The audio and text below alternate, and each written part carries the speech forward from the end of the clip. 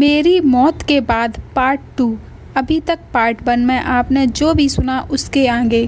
Phone पर phone आ रहे थे और मैं अपने चारों तरफ जल रहे गाड़ी के पुर्जों और साथियों की लाश को देख रहा था।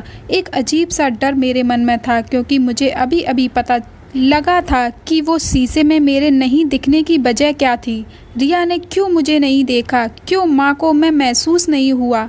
मुझे सब मालूम हो चुका था। इस सब का कारण था कि मैं मर चुका था, लेकिन मेरी आत्मा को सिर्फ घर जाने की बेचैनी थी, इसलिए वो शरीर को छोड़कर घर चली गई।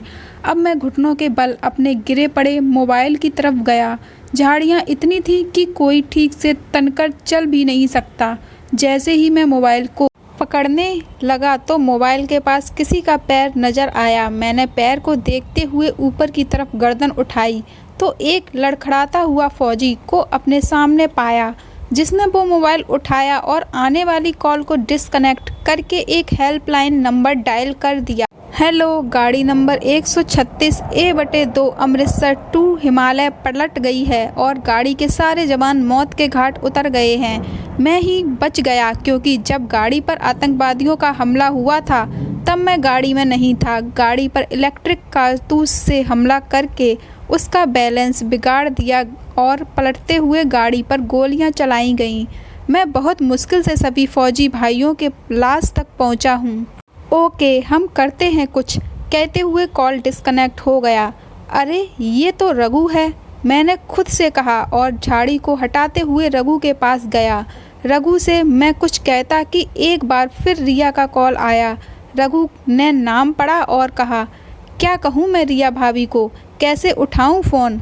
अरे उठा लेना, प्लीज़ उठा ले और बोल दे कि रोहन आ रहा है, उसे बोल देना।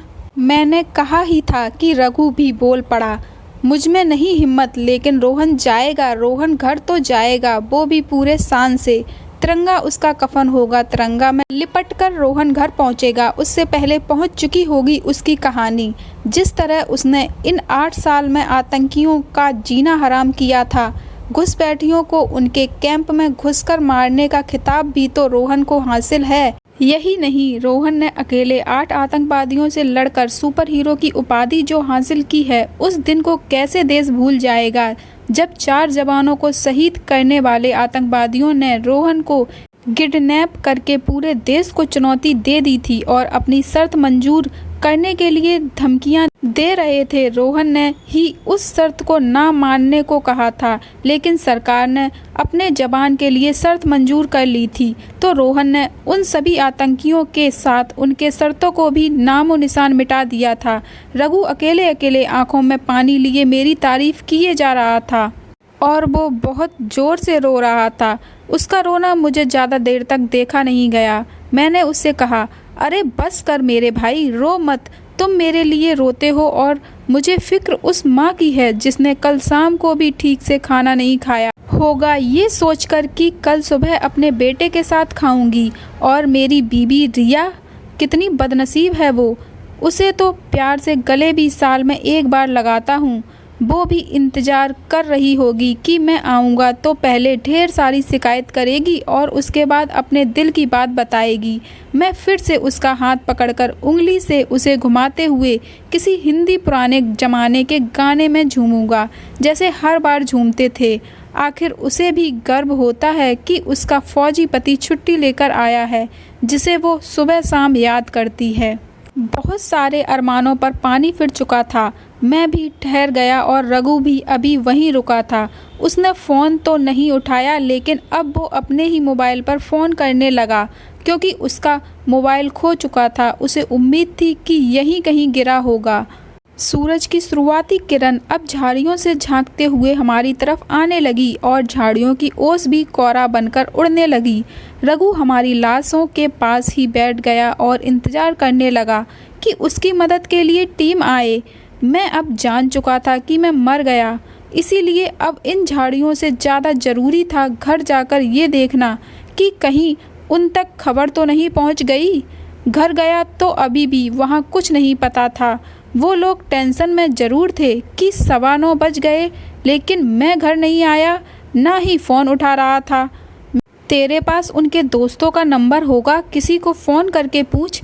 माँ ने रिया से कहा। एक ही का नंबर है आलोक का, लेकिन वो साथ नहीं आया। मैंने किया था उसको फ़ोन, रिया ने कहा। एक बार और करके पूछ ले, वो रोहन के अलावा किसी और को फ़ोन करके पूछ लेगा, माँ बोली। माँ की जिद को देखते हुए रिया ने फिर से आलोक को फ़ोन किया।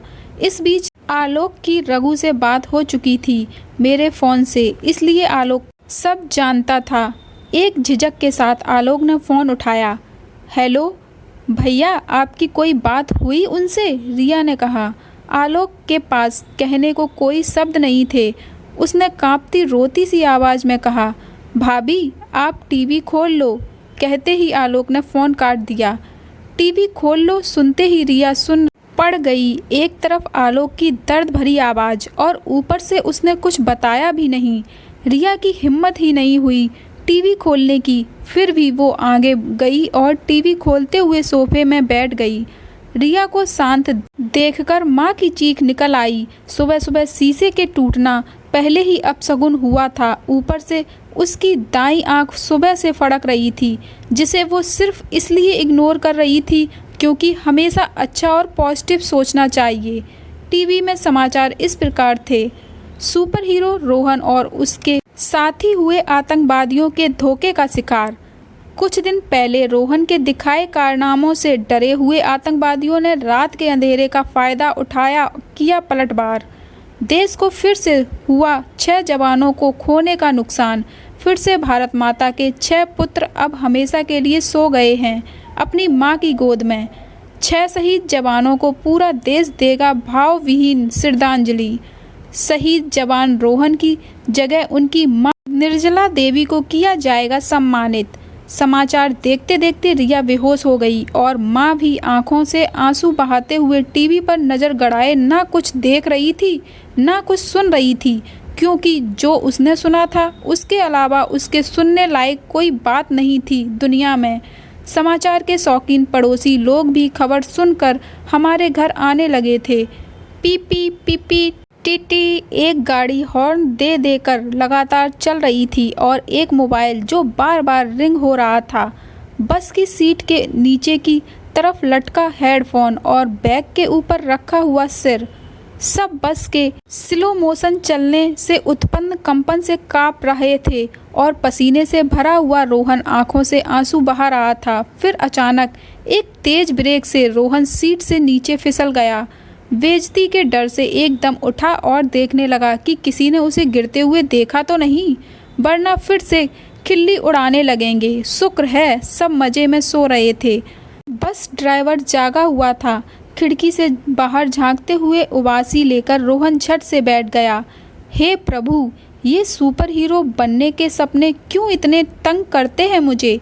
अपने फौजी साथी तो मुझे पेल के रखते हैं, फिर इतने सारे आतंकवादियों को उनके कैंप में जाकर कैसे मारा मैंने, और मैं खुद भी तो मरा। बेकार, आज वाला सपना तो बिल्कुल ही बेकार था। कहते हुए रोहन ने हेडफोन कान में डालते हुए रिया को फ़ोन किया। हेलो, उठ गई या सोई हुई हो अभी? नींद ही किसे आई पता नहीं, जब आपने आना होता है तो नींद कहाँ गायब हो जाती है, रिया ने कहा। अरे लेकिन अभी तो सुबह के 5 बज रहे हैं, पूरे 3 घंटे हैं मेरे आने में, और बस की रफ्तार जैसी है उस हिसाब से तो 4 भी लग सकते हैं, रोहन ने कहा। आपके लिए नाश्ता भी तो पकाना है, मम्मी तो सुबह से ही किचन में खड़बड़ करने लगी हैं, शायद कुछ स्पेशल बनाएंगे आज, रिया ने कहा। चलो आराम से बनाओ, मैं भी आराम से आ रहा। और हाँ, घर आकर तुम्हें आज वाला सपना बताऊंगा। आज तो सपना मेरा इतना खतरनाक था कि जब उठा तो पूरी आंखें भीग गई थीं, रोहन ने कहा।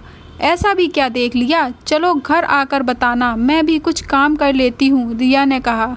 ओके बाय, रोहन ने कहा और फ़ोन काट के आंखें बंद कर ली। बाकी सारे साथी सोए हुए थे। अब रोहन को नींद नहीं आ रही थी। वो उस अजीब सपने के बारे में सोच रहा था। माँ सही कहती है, मेरे सपनों पर बुक लिखी जा सकती है। एक बार फौजी से रिटायर हो जाऊं फिर लिखूंगा अपने सारे सपने को। कहते हुए रोहन सोने की कोशिश करने लगा। बस के झटके और सफ़र, साथ में फिर एक नया सपना। रोहन की लाइफ तो नींद और सपनों में ही उलझ गई थी। अभी तक के सपने में वो एक सुपर हीरो था, अगर नींद में देखेगा तो वो हमेशा सुपर हीरो सपने में ही रहेगा। असल ज़िंदगी में सुपर हीरो बनने के लिए खुली आंखों से सपने देखने पड़ते हैं और मेहनत करनी पड़ती है। खैर, रोहन को मेहनत करना पसंद था, लेकिन सिर्फ सपनों में। इसीलिए तो वो बिना मेहनत के जहां आंखें बंद करता वहीं सो जाता।